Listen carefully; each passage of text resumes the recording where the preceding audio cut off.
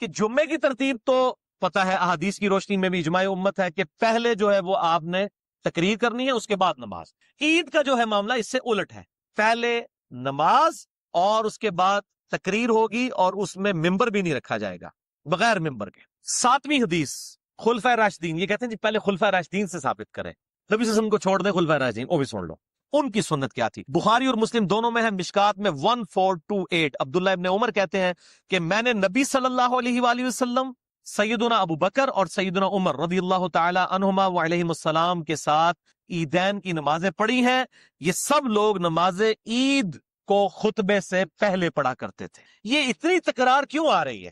گل وچ کوئی اور ہے، اندر کی بات کوئی اور ہے، بٹوین دا ورڈز کوئی اور چیز۔ پھر اسی حدیث کا ایک طریق آتا ہے اسی سے ملتا جلتا، بخاری اور مسلم دونوں میں، صحیح بخاری میں 5573، صحیح مسلم میں 5098، اور الموطا امام مالک میں ڈیٹیل کے ساتھ ہے۔ یہ ابو عبید تابعی کہتے ہیں کہ میں نے سیدنا عمر کے ساتھ عید کی نماز پڑھی، انہوں نے پہلے نماز پڑھائی اور پھر خطبہ دیا، اور فرمایا کہ نبی صلی اللہ علیہ وآلہ وسلم نے عید الفطر اور عید الاضحیٰ کے دن روزہ رکھنے سے منع فرمایا، اور فرمایا کہ یہ خوشی کے دن ہے۔ اور پھر سیدنا عمر نے کہا کہ تم اس دن قربانی کا گوشت بھی کھاتے ہو بڑی عید والے دن، اور یکم شوال یعنی چھوٹی عید کو تم روزہ بھی نہیں رکھتے ہو، یہ خوشی کے دن ہے۔ پھر وہ تابعی کہتے ہیں کہ پھر میں نے سیدنا عثمان کے ساتھ بھی عید کی نماز پڑھی، حضرت عمر کا دور ختم ہو گیا، سیدنا عثمان کا دور آ گیا، تو کہتے ہیں کہ انہوں نے بھی عید کی جو نماز ہے وہ خطبے سے پہلے پڑھائی، اور بائی چانس اس دن جمعے والے دن عید آئی تو سیدنا عثمان نے اپنی تقریر میں کہا کہ جس نے جمعہ پڑھنا ہے اس کی مرضی وہ رک جائے، ادروائز اب جمعہ پڑھنے کی ضرورت نہیں، یعنی اس کی جگہ ظہر پڑھی جائے گی، کیونکہ جمعے کی بھی تقریر ہوتی ہے نا، ایک ایک دن میں دو تقریر، صحابہ کرام اسے مایوب سمجھتے تھے۔ آپ صلی اللہ علیہ وسلم کے ریفرنس سے بھی آگے حدیث آئے گی کہ ایک دن میں ایک ہی تقریر سنی جا سکتی، تو جمعے والے دن دو تقریریں نہیں، جس کی ہاں شوق سے کوئی سننا چاہتا ہے ضرور سنیں، باقی آپشن ہے کہ آپ چھوڑ دیں۔ گاؤں سے جو لوگ آئے ہوتے تھے ان کو کہا جاتا تھا آپ چلے جاؤ وہاں جا کے زور کی نماز پڑھ لو۔ جس نے ایک تقریر اٹینڈ کر لی، یعنی عید اور جمعہ اکٹھے ہو جائیں تو کوئی گورنمنٹ سے پارے نہیں ہوتے، اور یہ پارے عوام کے اوپر ہو جاتے ہیں کہ ان کو دو تقریر مولویوں کی سننی پڑ جاتی ہے، حالانکہ پہنچتے اینڈ پہ ہی ہیں، سننی انہوں نے پھر بھی کوئی نہیں ہوتی۔ تو آپ نہ کریں، آپ جماعت کروا لیں زور کی الگ سے اپنی، جمعہ وہ پڑھنا اس دن فرض نہیں ہوتا، جس دن عید والے دن جمعہ آ جائے، دونوں میں سے ایک جو ہے وہ کام کر لیا جائے۔ اچھا، تو سیدنا عثمان نے کہا کہ جس نے اب عید پڑھ لی اس کی مرضی، جمعے کے لیے رکے ورنہ چلا جائے، اور آپ نے نماز کے بعد خطبہ دیا۔ پھر ابو عبید تابعی کہتے ہیں کہ پھر سیدنا علی کا دور آ گیا، اس اعتبار سے کہ جب سیدنا عثمان کو محصور کر دیا باغیوں نے، اس حدیث میں الفاظ ہے کہ حضرت عثمان خلیفہ راشد ہی تھے لیکن باغیوں نے ان کو گھر میں محصور کر دیا، تو سیدنا علی ابن ابی طالب نے ہمیں نماز عید پڑھائی عیدگاہ میں جا کے۔ ظاہر ہے کہ حضرت عثمان کو تو باہر نہیں نکلنے دے رہے تھے، تو سیدنا علی کی ڈیوٹی لگائی گئی سیدنا عثمان کی طرف سے کہ آپ میرے بہاف کے اوپر عید کی نماز لوگوں کو پڑھائیں، تو سیدنا علی نے بھی عید کی نماز پہلے پڑھائی اور خطبہ اس کے بعد۔ یہ کیوں اتنی تکرار ہو رہی ہے؟ گل وچ کوئی اور کی گل ہے، اور سنو تسی۔ 8ویں حدیث، یہ حدیث بخاری اور مسلم دونوں میں موجود ہے، صحیح بخاری میں اس کا نمبر ہے 956، صحیح مسلم میں 2053، اور شکر ہے یہ مشکات میں بھی موجود ہے۔ ویسے گل وچ کوئی اور ہے، مشکات میں کم ہی ہوتی ہیں، مشکات میں 1452۔ یہ دکھا دینی ذرا ان کو، میں نے جو ہے یہ آج قیام اللیل کرنے سے پہلے اس کو نشان لگا لیا تھا، یہ جناب نمبر دکھا دیں ان کو، یہ پیج بھی ہائی لائٹ کر دیں۔ مشکات المصابیح میں انٹرنیشنل نمبرنگ کے مطابق 1452 ہے، بخاری مسلم دونوں میں موجود ہے، یہ انڈر لائن بھی میں نے کیے ہیں کچھ الفاظ، میں اس حدیث کو بریف کرتا ہوں، پہلے آپ اس کو دیکھ لیجئے، کسی طریقے سے کیمرے میں بھی آ جائے گا تاکہ بعد میں سمجھانا مجھے آسان ہو جائے گا کہ یہ بدعت کس نے شروع کی کہ اس نے جمعے کی نماز کی طرز کے اوپر خطبہ جو ہے وہ تقریر جو ہے وہ نماز سے پہلے شروع کروا دی۔ وہ اب آپ سن لی۔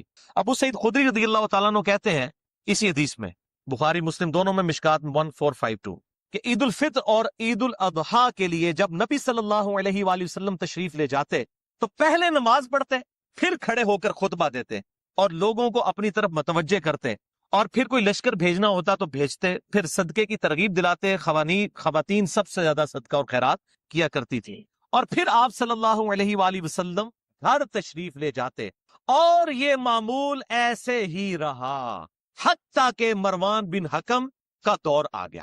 مروان بن حکم اسی مدینہ شریف میں جہاں ابو سعید خدری رہتے تھے، یہ مکے اور مدینے یعنی حجاز کا گورنر بنایا گیا تھا حضرت معاویہ کی طرف سے رضی اللہ تعالیٰ عنہ۔ وہ کہتے ہیں جب مروان گورنر بنا، ان کا جب زمانہ آ گیا تو ابو سعید خدری کہتے ہیں ظاہر ہے کہ وہ حاکم وقت نہیں، گورنر وقت نہیں نماز پڑھانی ہوتی تھی، وہ کہتے ہیں کہ مروان की कमर पर हाथ रखकर मैं नमाज ईद के लिए आया। यानी बूढ़े हो चुके थे अबू सईद खुदरी, और ये 74 हिजरी में फौत हुए हैं, हुजूर के बाद 63 साल तक जिंदा रहे अबू सईद खुदरी। और कसरत से जो 7 सहाबा अहादीस रवायत करने वाले हैं उनमें अबू सईद खुदरी भी शामिल है। कहते हैं मैं बूढ़ा हो चुका था, मैं मरवान बिन हकम की कमर पर हाथ रखकर नमाज ईद के लिए रवाना हुआ, हत्ता कि हम ईदगाह पहुंचे तो कहते हैं मैंने देखा कि कसीर इब्ने असलत ने गारे और ईंटों का मिंबर तैयार कर रखा है। पहली बिदत मिंबर तैयार किया, असल में इन्होंने कुत्ते दे मुल नहीं सी कोई पूछता, मौला अली ते गाला नहीं कटते सन मिंबरा होते, तो इनके पास यही एक मौका आता था। जैसे आप इत्काफ बैठते हैं तो आप वैसे तो उलमा की तकरीरें नहीं सुनते, इत्काफ में आप उलमा के काबू आए होते हैं तो वो आपको फजर के बाद भी दर्स, जोर के बाद भी दर्स, असर के बाद भी दर्स, तो वो आप जी मुसीबत में डाल देते हैं। फिर रात को क्याम में कोई और खड़ा हो ना हो, लेकिन इत्काफ वालों से सारे एक्सपेक्ट कर रहे होते हैं कि इन्होंने राती खिलाना चाहिए, ये यानी लोहे दे बड़े हुए ने दिहाड़ी दर्स देंगे, राती उन्होंने क्याम खिला देंगे। इस तरीके से इनको तो कोई पूछता ही नहीं था, तो इन्होंने स्पेशल इनके लिए तो बड़ा एक ईद का दिन इस एतबार होता है, चलो उन लोग जबरदस्ती साड़ी गालते सुनेंगे। लेकिन मसला क्या था कि ईद की जो तकरीर है वो नमाज के बाद होती है, लोग नमाज पढ़ के खिसक जाते थे, जिस रात भी लोग चले जाते हैं, जाहिर है कि वो तकरीर सुनना को वाजिब तो नहीं है ना।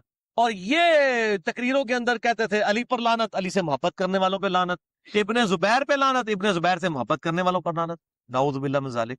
ये बनु उमैया के लोग, इनकी तकरीर किसी मोए सुनने से किसी ने, तो इन्होंने क्या पाई ये काम कर रहे हैं कि तकरीर इन्हें बाद ही नहीं सुननी, इसी पहले ही कर लेना है तकरीर, तो इन्होंने ये सुन्नत ही बदल दी कि ईद की नमाज के बाद वाली तकरीर को पहले ले आई। जो मैं इतनी हदीसें बुखारी मुस्लिम से पहले बता रहा हूँ कि साहबा तरतीब बता रहे हैं, पहले तकरीर होती थी और जो है वो बाद में नमाज होती थी, और पहले नमाज होती थी और बाद में तकरीर क्यों ये शुरू हो गई, वो क्या ये असल मसला है। ये हदीस बुखारी मुस्लिम की आगे चलती है। मरवान की कमर पर हाथ रखकर मैं ईदगाह पहुंचा तो मेरे से पहले ही कसीर इब्ने सलत ने गारे और ईंटों का मिंबर तैयार कर रखा था।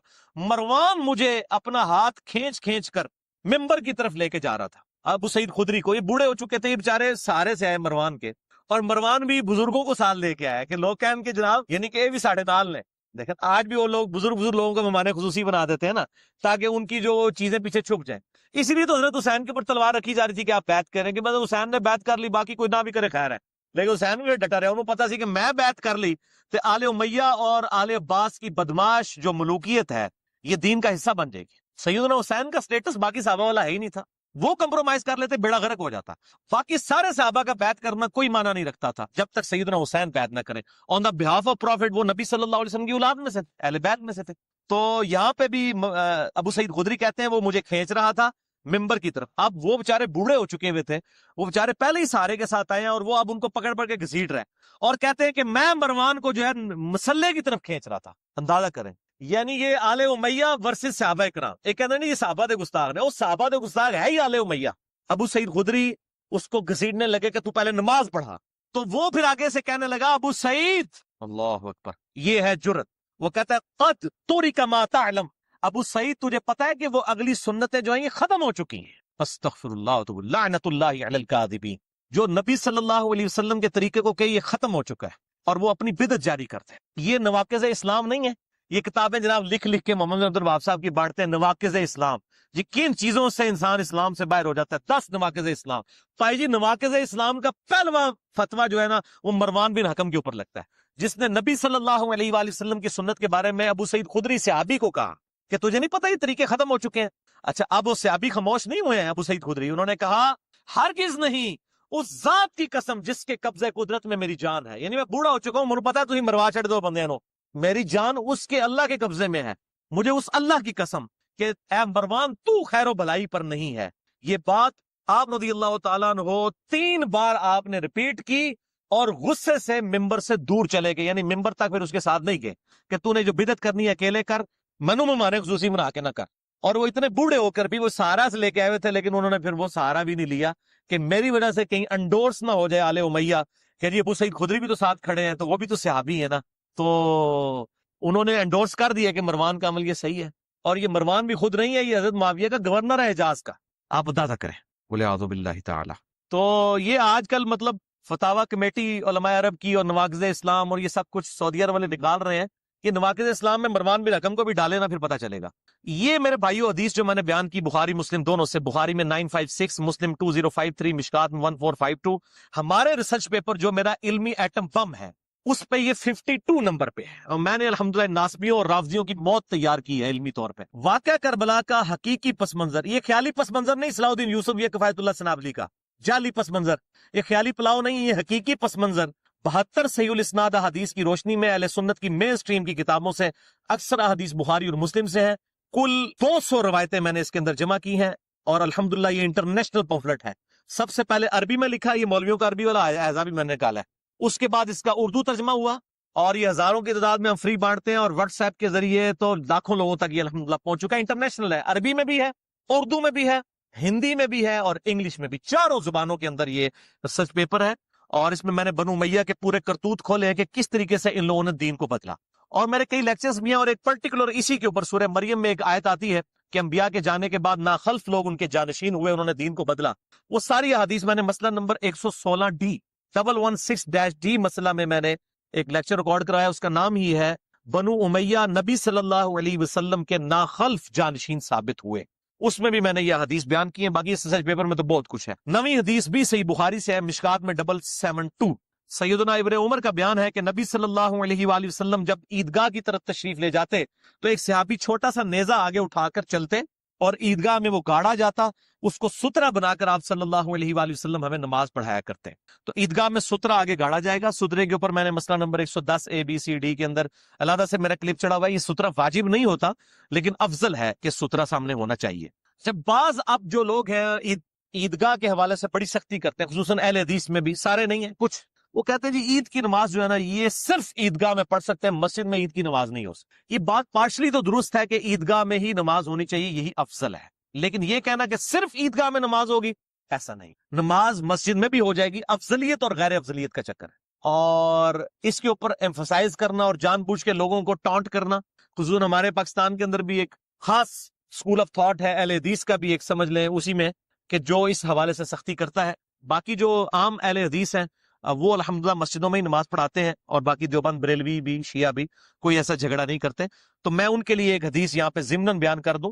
as-सुननुल कुबरा इमाम बैहकी की किताब में जिल्द 3 सफ़ा 310 पे इंटरनेशनल नंबर के मुताबिक 6052 मकबतु शामिला के मुताबिक सैयदना उमर ने खुतबा दिया लोगों को और कहा, लोगों बेशक नबी सल्लल्लाहु अलैहि वसल्लम लोगों को ईदगाह ले जाकर नमाज पढ़ाया करते थे और ये बात ज्यादा आसान और वुसत वाली भी थी और वो लोग मस्जिद में समा भी नहीं सकते थे। बस अगर बारिश हो तो मस्जिद में नमाज ईद पढ़ लो, ये ज्यादा आसान है। यानी बारिश में एक उज़र है, अब जरूरी नहीं कि ईदगाह वाली सुन्नत ही पूरी करनी है, अगर बारिश है तो मस्जिद में पढ़े। और इसी तरीके से ईदगाह अगर कहीं पर अवेलेबल नहीं है, ग्राउंड्स अवेलेबल नहीं है, बास का सिक्योरिटी रीजंस भी हो जाती हैं, कैटास्ट्रॉफिक कंडीशन के अंदर मस्जिद के अंदर ईद की नमाज बिल्कुल दुरुस्त होगी। इसको सपोर्टिव एक हदीस भी है लेकिन वो ज़ईफ है। सुनन नबी दाऊद के अंदर मरफू हदीस भी मौजूद है, मिशकात में 1448 और अबू दाऊद के हवाले से, लेकिन वो ज़ईफ है, मैं बयान करना भी उसको मुनासिब नहीं समझता। 10वीं हदीस भी बुखारी और मुस्लिम दोनों में है, मिशकात में 1430। इब्ने अब्बास रज़ियल्लाहु ताला अन्हु कहते हैं कि नबी सल्लल्लाहु अलैहि वसल्लम ने ईद उल फित्र की 2 रकत नमाज पढ़ाई और उससे पहले और बाद में कोई नमाज नहीं पढ़ी। यानी नमाज ईद से पहले 2 रकत तहियतुल वजू या तहियतुल मस्जिद नहीं पढ़ सकते। ईद की नमाज का प्रोटोकॉल है, ईद से पहले भी कोई नमाज नहीं पढ़ सकते, बाद भी कोई नमाज, उस दिन इशराक की नमाज भी ना पढ़े, चाश भी ना पढ़े, वो नमाज ईद खुद ब खुद इक्विवेलेंट बन गई उसकी। जैसा कि रमजान से कंसेक्टिव पहले शबान के आखिरी दिनों में रोजा रखना मन है ताकि रमजान का प्रोटोकॉल रहे, ईद का प्रोटोकॉल यह है कि ईद वाले दिन उस इशराक के टाइम के अंदर आप जो है वो कोई और नमाज नहीं पढ़ेंगे सवाए ईद की नमाज के। अच्छा, और ये ईद की नमाज के टाइम के ऊपर भी इजमा है कि ये ज़वाले आफ्ताब से पहले पहले रहेगा। जो मकरूह वक्त शुरू होता है उसके बाद ज़वाले आफ्ताब यानी इब्तिदाई ज़ोर हो जाती है, उससे पहले पहले आपने ईद की नमाज को पढ़ लेना, नहीं इशराक और चाश के वक्त के अंदर ईद की नमाज पढ़ना सुन्नत है। 11वीं हदीस जामिया तिर्मिज़ी सुनन इब्न माजा में है सही सनद के साथ, सुनन अबी दाऊद के अंदर है 1151, मिशकात में 1441 है। मिशकात वाली सनद ज़ईफ है लेकिन उसके फुट पे शेख ज़ुबैर साहब ने अबू दाऊद 1151 का हवाला दिया है कि नबी सल्लल्लाहु अलैहि वसल्लम ने नमाज ईदैन में पहली रकत में क़िरात करने से पहले 7 तकबीरात और दूसरी में क़िरात से पहले 5 तकबीरात कहीं। ये 6 तकबीरात कोई साबित नहीं है, 12 तकबीरात। पर हम तो 6 के ऊपर भी खुश हैं, चलो किसी बहाने रफुल ईदैन करते तो हर साल बाद ना, उन्हें पीछे पढ़ भी लिया करो। बाद लोग पूछते हैं नहीं हनफियों के पीछे पढ़ लें और कोई ऑप्शन नहीं, पढ़ लिया करो जनाब, اور وہ جو 6 کر رہے ہیں نا، 6 دفعہ چلو رفع دین کرتے ہیں، کم از کم وہ خود شرم تو محسوس کریں گے جو کہتے ہیں جی بت رکھ کے آتے تھے اس لیے رفع الیدین ہوتا تھا. اب ان بے شرموں کو پتہ چلے گا بھی عید والے دن تم نے بھی بت رکھے ہوئے ہیں. ٹھیک. اور دوسری طرف سلفی ضد میں آئے ہوئے ہیں، وہ کہتے ہیں جی عید کا جو رفع الیدین ہے یہ نہ بھی کرو خیر ہے. انہوں نے کہا تسی کرتے ہو تو پوچھ لیتے ہیں. ہاں شیخ البانی کا فتویٰ ہے، وہ کہتے ہیں جی عید اور جنازے کی تکبیرات کے ساتھ رفع الیدین کوئی نہیں. سبحانک اللہم و بحمدک اشہد ان لا الہ الا انت استغفرک و اتوب الیک وما علینا الا البلاغ المبین. جزاکم اللہ خیرا.